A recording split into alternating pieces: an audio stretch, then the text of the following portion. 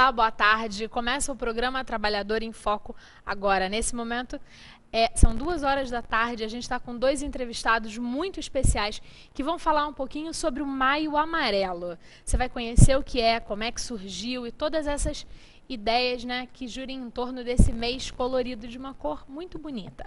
Fica com a gente que a gente volta em 30 segundos.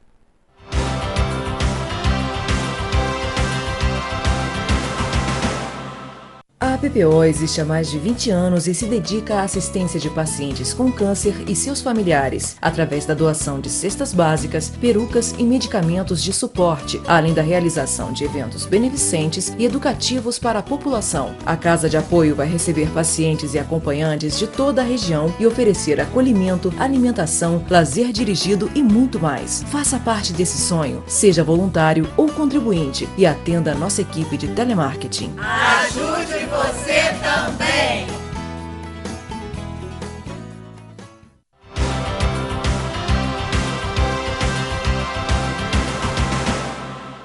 Estamos de volta com o programa Trabalhador em Foco e hoje vamos conversar com o Iomar Torres, que é lá do Sindicato dos Bancários, e com a Fernanda Sanches, que também faz parte do grupo que está envolvido com o Maio Amarelo. Boa tarde, gente. Boa tarde, Carla. Boa tarde, Carla. Eu queria que vocês começassem a me explicar o que é o Maio Amarelo. O que é o Maio Amarelo, Fernanda? Conta para o nosso telespectador. O Maio Amarelo, ele é um movimento, ele não é uma campanha, ele é um movimento pela sociedade para chamar a atenção da população em relação ao alto índice de acidentes. Certo. Né, que foi estipulado com a ONU, através da Organização Mundial de Saúde, fez um encontro ministerial global, onde foi assinado um tratado pela redução dos acidentes de trânsito. Né? E durante uma década, esse período seria de 2011 até 2020, 170 países, mais de 170 países, se comprometeram a reduzir em até 50% esse número. Uma meta bastante audaciosa. Bastante, né? Principalmente porque a gente vê que parece, a sensação que a população tem, que as pessoas de uma forma geral, é que parece que está cada dia acontecendo mais acidente. Tem mais carro, as pessoas parecem que estão bebendo mais e a gente considera que tem mais acidente, né? Como é que foi essa política estabelecida? O que eles decidiram de normas, de estratégias para esses acidentes reduzirem? Foram determinadas, tiveram 6 ações principais, né, com os quais esses países se comprometeram durante esse encontro. E 2 delas são fundamentais para a gente conseguir essa redução. Na verdade, o Brasil hoje ele está indo na direção contrária. A gente tem tido um aumento do índice de acidentes e não uma redução. A gente já está em quase 3 anos, né, desde que essa meta foi estabelecida, um pouco mais de 3 anos, e a gente ainda não conseguiu ter números significativos em relação à redução. Né? Na verdade, na direção oposta, como eu já havia dito.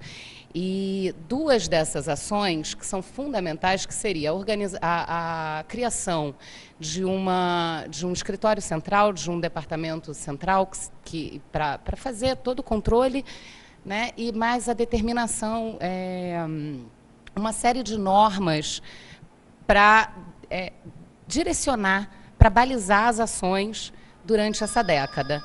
Na verdade, nenhuma das 2 coisas foi feita ainda. Então, na verdade, o nosso país está atrasado. Bastante. Só que a sociedade civil não está, não é verdade, Iomar? Como é que está em Petrópolis o crescimento? É a primeira vez que vai acontecer o Maio Amarelo aqui na cidade? Foi através desse grito social que surgiu o Maio Amarelo. Né? Em Petrópolis, a gente não tinha visto ainda esse movimento ainda acontecer, mas esse ano, felizmente, as pessoas se uniram, perceberam que é um caso, inclusive, de epidemia na área de saúde, porque muita gente morre, muita gente fica lesionado, né? O custo da ortopedia é muito mais alto muito grande, por conta de acidentes, né? Isso é uma estatística que eu sei. Então, as pessoas resolveram se reunir, né? E sábado agora a gente vai dar o pontapé inicial, vamos dizer assim, para uma campanha para o resto das nossas vidas, né?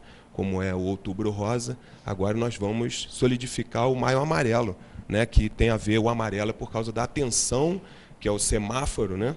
Verde, vermelho e amarelo. O amarelo é para as pessoas terem mais atenção, respeitarem a legislação de trânsito, que a gente não vê acontecer. As pessoas empregam alta velocidade, não respeitam as faixas de pedestre. Tem a questão do motociclista também. Inclusive, o que a Fernanda falou, de 2011 para cá, algumas metas foram idealizadas, e numa delas, inclusive do ano passado, era reduzir os acidentes com motociclistas. Inclusive eu tenho moto, sou motociclista, a gente vê cada vez mais os motociclistas se acidentando. Então, no passado tinha o mote de o motociclista ter mais consciência, o motociclista participar mais, né, não se ficar se espremendo entre os carros, ter mais calma e não tanta pressa para passar nas rodovias e nas nossas ruas pelo país. E a gente não tem conseguido ainda alcançar essa redução. Pelo contrário, o Brasil tem crescido nas estatísticas, né, em acidentes, e hoje é o terceiro, eu estava lendo até hoje de manhã na internet, está no terceiro país do mundo mais violento no trânsito. Mata mais o trânsito no Brasil do que a guerra e o combate à criminalidade. Então, isso tem que ser reduzido. Uma sensação estranha, né? Parece que o Brasil, de uma forma geral, gosta de ser o primeiro nas coisas ruins. Só ruins. Não é? Só a gente parece que gosta, né? É muito triste, é desesperador a gente perceber que o nosso país, assim, é muito bom em acidente de carro, é muito bom no índice de baixa escolaridade, e, na verdade, o que deveria ser o extremo oposto, né? Até porque, na verdade, a maior parte dos acidentes que acontecem nas vias, eles são um pouco de culpa dos motoristas, não é isso? Sem dúvida, sem dúvida. Alta velocidade, alcoolismo, sono. Agora você vê, está tramitando no Congresso Nacional um projeto, vamos falar aí para os trabalhadores de transporte, como era seu pai, caminhoneiro, aumentar a jornada de trabalho desses companheiros.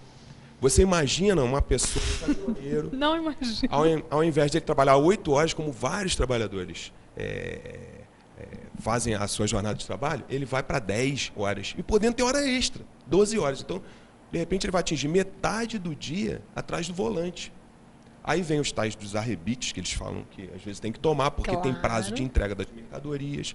E o que isso transfere para o trânsito, para nós que estamos nas rodovias, né? Para o brasileiro de forma geral? Insegurança, porque mais jornada de trabalho, mais cansaço, e ele atrás do volante, se colocando em risco e colocando várias famílias em risco. Então está lá no Congresso Nacional isso. Inclusive, a gente convoca as pessoas que estão nos assistindo para acompanhar esse projeto, que esse projeto é maléfico para a segurança no trânsito. Para a sociedade, então nós temos que repudiar isso. Né? Se você está fazendo um processo para diminuir o número de acidentes, aí você cria uma lei em que a pessoa vai poder trabalhar mais tempo atrás do volante. E você é muito realista. Eu não aguento trabalhar 12 horas atrás de um computador, e olha que o meu trabalho não mata ninguém.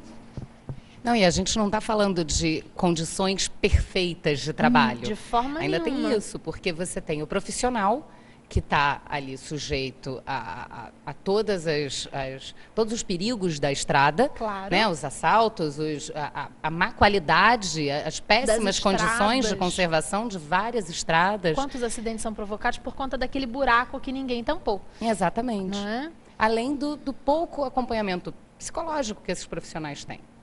Então, você está na estrada expondo, se você se expõe, você expõe outras pessoas, e como que você vai aumentar a carga de trabalho? Verdade, isso é uma coisa muito complexa e que a gente tem que acompanhar vida, né, aqui no Trabalhador em Foco, porque isso tem a ver com a dignidade do profissional, e é o que a gente mais preza aqui nesse espaço de discussão que é o Trabalhador em Foco. Como é que vai ser a programação do... eu ia falar Outubro Rosa, né? Sou tão a PPO, que quase que eu falo Outubro Rosa, mas do Maio Amarelo, que a gente está todo de amarelo aqui, na verdade, para aderir à causa. Como é que vai ser a programação aqui em Petrópolis esse ano, Flávia? Fernanda, a Flávia, vou contar. Eu não sou louca. Flávia Xavier, a Flávia Xavier faz parte do grupo e a Flávia não pôde estar presente, quem veio é a Fernanda. Então, na cabeça, Flávia, Fernanda, tudo com F, a jornalista fica louca. Fernanda, como é que vai ser a nossa programação aqui em Petrópolis para o Maio Amarelo? A gente se reúne às 9 da manhã na Praça Dom Pedro, vai ser de 9 às 18. O principal, né, o horário onde vão ter as principais atividades vai ser às 10 horas. E a gente vai ter caminhadas, e a catedral vai ser iluminada. Que linda! O obelisco vai ser iluminado de amarelo. Então vai ser uma ação linda. Tem vários ciclistas, várias pessoas ligadas ao esporte, pessoas que se envolvem de diversas maneiras. Enfim, acho que o Iomar também pode... Primeiros socorros também, panfletos de conscientização, né? Então a gente aproveita e chama você que está nos assistindo para participar conosco, para conscientizar e mobilizar a sociedade petropolitana a participar desse movimento tão importante. Com certeza, a gente tem que chamar todo mundo. Mas eu vi também que na programação vai ter uma missa, Sim, é isso? Sim, domingo às 18h30. Como é que vai ser essa missa? Onde vai ser realizada? E qual é a finalidade dessa celebração? A missa vai ser na Igreja do Rosário, domingo às 18 horas. É uma missa em homenagem às pessoas que sofreram essa violência no trânsito, né? As pessoas que perderam, as famílias que tiveram as suas perdas. Certo. A gente vai fazer um breve intervalo agora e volta daqui a pouco também entendendo por que o Iomar e a Fernanda também fazem parte desse movimento. Será que é porque eles sofreram de alguma forma com a violência do trânsito? Fica com a gente que a gente volta daqui a pouquinho.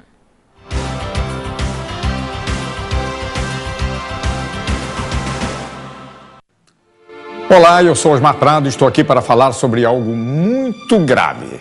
No Congresso Nacional, um projeto de lei pretende regulamentar a terceirização do trabalho no Brasil. Imagine a escola dos seus filhos sem professores, hospitais sem médicos e enfermeiros, uma construtora sem operários.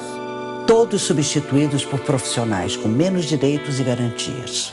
A terceirização se dá quando o trabalho de alguém é vendido por um intermediário que lucra com isso. O projeto pretende autorizar essa prática de forma generalizada. O resultado será prejudicial a todos os brasileiros, pois os trabalhadores perderão direitos e garantias conquistados com anos de lutas. A proposta traz benefícios apenas para os empresários que usarão a mão de obra com custo baixo.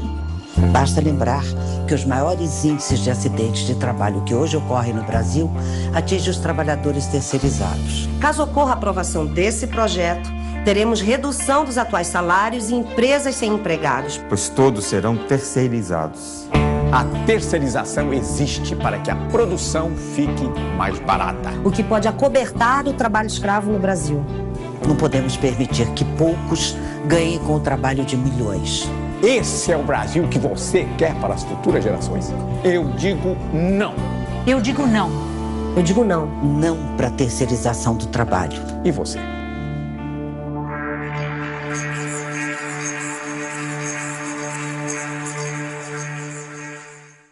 A PPO existe há mais de 20 anos e se dedica à assistência de pacientes com câncer e seus familiares, através da doação de cestas básicas, perucas e medicamentos de suporte, além da realização de eventos beneficentes e educativos para a população. A Casa de Apoio vai receber pacientes e acompanhantes de toda a região e oferecer acolhimento, alimentação, lazer dirigido e muito mais. Faça parte desse sonho, seja voluntário ou contribuinte e atenda a nossa equipe de telemarketing. Ajude você também!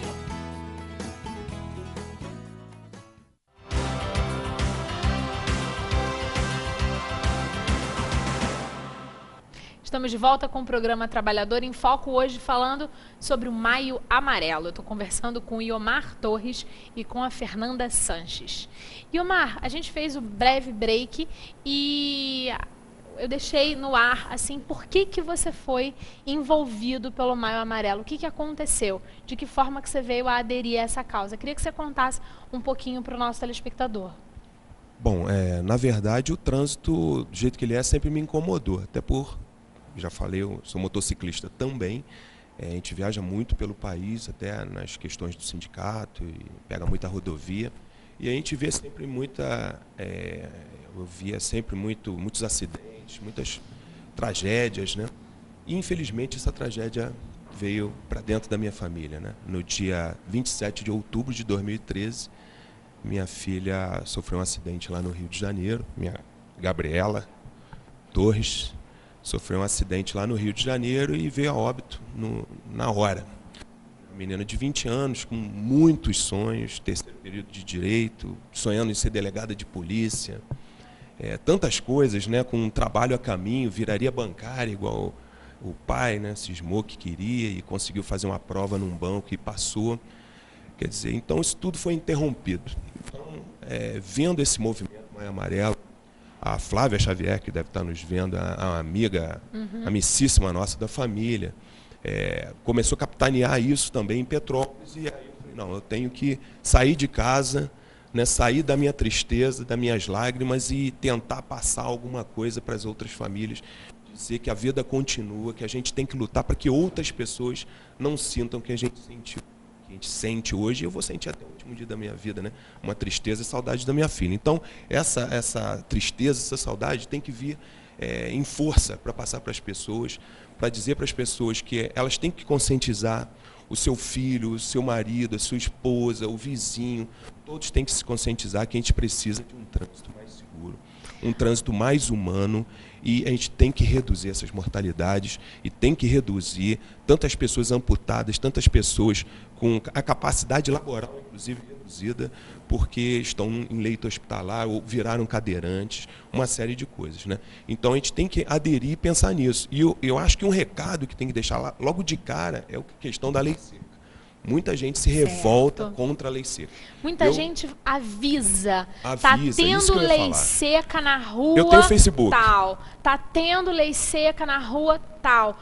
Gente, isso é ser corresponsável pelo acidente que o bêbado vai provocar na outra rua. Um desserviço para a sociedade. Porque você vê, outro dia eu estava lendo uma matéria no Rio de Janeiro, que tem muito mais blitz da lei seca do que aqui, e lá, Fernanda. Viu? Pensa na Flávia também o tempo todo. Fernanda, eu vi que uma pessoa foi presa porque tinha um mandado de prisão contra ela por tráfico de drogas. Então ele caiu na blitz da lei seca, puxaram tudo, prenderam ele na hora. Uma outra, isso foi em Petrópolis, prenderam um receptador porque ele estava atravessando na blitz da lei seca com um carro roubado. Então ele foi preso e autuado por receptação. Então não é só a questão do álcool, até porque a lei seca, a famigerada lei seca que assusta tanto, não proíbe ninguém de beber. A pessoa pode beber, só não deve beber e dirigir. Principalmente em um estado de alcoolismo total, como às vezes a gente vê na rua, né? Então é essa mensagem que a gente tem que passar. Não avise, não faça esse desserviço para a sociedade. Porque você não está ajudando. Cada um assumir as suas consequências. Se a pessoa bebeu e dirigiu, ela vai sofrer as consequências. É melhor ela ser autuada e multada e perder até a carteira do que ela levar à morte a alguma família. Eu fico pensando exatamente na corresponsabilidade. A gente fala tanto de corresponsabilidade em tantos momentos, em tantos estágios da nossa vida, né? Se você disser para alguém que está havendo uma blitz, né? Uma blitz à lei seca, essa pessoa optar por um outro caminho e ela matar uma pessoa, você foi corresponsável dela ter mudado de trajetória, dela ter participado e se envolvido num acidente. Quer dizer, quando você faz uma simples postagem, não tem nada de simples, né? Tá envolvendo a vida de tantas pessoas. E Omar explicou bem, contou pra gente, na verdade, a gente estava, antes do programa começar, a gente estava conversando, você me disse que sua filha estava no banco de trás, não é isso? Estava no banco de trás, infelizmente sem cinto. Sem cinto, mesmo, que é outra coisa. A gente, eu como adoro dirigir também, tenho quase 30 anos de habilitação, sempre comentava, né, cinto o tempo todo. Às vezes a gente vê jovens colocando 5 pessoas num carro, não tem nem cinto para todo mundo, gente viajando na mala. Você vai para Itaipava, você vê todo tipo de absurdo. As pessoas reclamam da blitz da lei seca. Em Petrópolis tem uma de vez em quando, sempre no mesmo ponto. Exatamente. É outra coisa que a gente tem que debater. Isso tem que ser mudado. Lá para Itaipava é direto isso. As pessoas sobem em alta velocidade, vários jovens dentro do mesmo carro, não tem cinto para todo mundo, pessoas alcoolizadas, fazendo racha, passando pela estrada para fugir, para ser mais rápido até, passam pela BR-040 para fugir do trânsito do interior da estrada da União Indústria. Que é onde pode ter a blitz. Tudo isso tem que mudar. Tudo isso tem que mudar. Porque, olha, é muito difícil você perder uma pessoa que você gosta muito por causa de imprudência, né, de quem está está no volante não tem responsabilidade. Por exemplo, um acidente que eu não chamo de acidente, porque não foi acidente, a pessoa que dirigia estava embriagada. Já tem depoimento no inquérito policial que a pessoa estava embriagada. Ele não foi preso na hora, porque ele foi astuto e disse que quem dirigia era a outra menina que estava no carro, que não era ele, que a outra menina, inclusive, está se restabelecendo, graças a Deus, precisa dos cuidados médicos ainda, mas está em tratamento.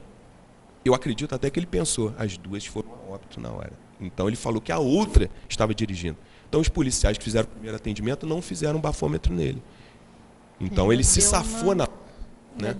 A mente dele para a maldade foi bem forte. Agora, o inquérito policial está aí, isso vai ser apurado, tem uma série de provas. O problema é que no nosso país essas coisas demoram muito, já tem 6 meses e está ainda em sede policial, ainda não foi para o Ministério Público. Mas nós estamos aí, correndo atrás disso. Correndo atrás da justiça e o principal é tentando fazer levar com que a vida. novas pessoas não sofram passem mais por com isso. Não passem por isso. E você, Fernanda, de que forma que você veio parar nesse Maio Amarelo? Bom, eu adoro dirigir. Eu amo dirigir e eu praticamente nasci na estrada, eu sou filha de caminhoneiro, neta de caminhoneiro. Eu perdi meu pai também em um acidente na estrada, mas o que me trouxe para o movimento foi o meu amor pela direção.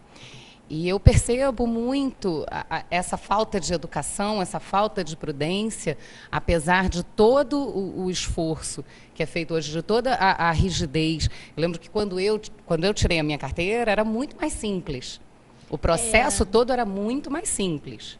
Hoje é mais complicado e, mesmo assim, as pessoas vão para a rua sem a experiência e sem uma educação. Não é nem sem a educação, é sem o senso de responsabilidade, sem a percepção de que você tem uma arma nas mãos. Exatamente. Você tem uma arma e essa arma tem que estar bem calibrada.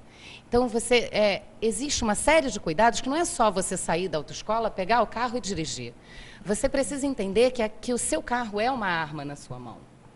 E tem diversas maneiras de trabalhar isso. Então, quando você está no trânsito, você propagar a gentileza, eu costumo dizer que eu sou muito gentil no trânsito, eu sou super gentil. Uma amiga fala que tem que ter aula de gentileza no trânsito comigo. Também acho que é necessário. E é muito, muito importante. Você permitir que um pedestre atravesse, você parar na faixa de pedestre, a gente tem uma série de faixas de pedestres em Petrópolis e as pessoas não obedecem, não respeitam. Eu paro na faixa para o pedestre atravessar e quem está atrás de mim está buzinando. Exatamente. Está no farol, acelerando. Ontem mesmo, um rapaz, eu parei na faixa de pedestre, a pessoa que estava atrás de mim fez uma ultrapassagem e foi na frente, na faixa de pedestre. Eu acho que uma das faixas menos respeitadas que existe na cidade de Petrópolis, com grande rotatividade, é na Paulo Barbosa. Ali é horrível. Aquela faixa ali do Banco do Brasil, aquilo me dá um desespero. Eu sou um pouco abusada como pedestre. Eu sou muito. Porque eu respeito como motorista. Então, eu vou como pedestre. E eu acho que a gente tem um exemplo, a gente tem uma responsabilidade muito grande no exemplo.